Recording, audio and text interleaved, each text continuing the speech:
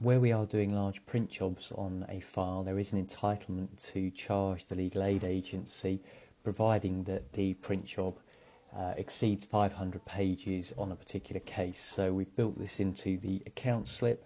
If you select print charges, you then ask the question as to whether you previously printed more than 500 pages in the case, and if you have, you can just tick the yes, and it will give you fields to calculate the number of pages that you're planning to print in this run.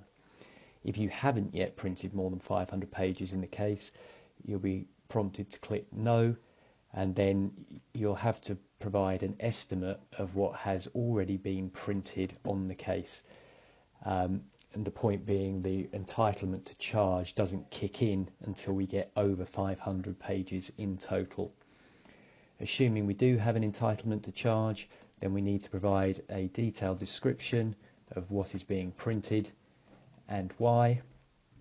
So particularly if you're printing for a client in custody, that's a reasonable reason, but it should be set out in full. There's a warning here to explain that you're submitting a claim which is going to post a disbursement bill directly to the client, so it would have to be sent to the client if we were charging a private client, or the legal aid agency in a legal aid case. So once we press this send button, it will create a bill document.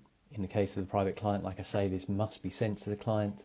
In the case of the legal aid agency, we don't need to do so. We'll include it in the final bill, but this will also appear directly on the ledger as a bill for those charges.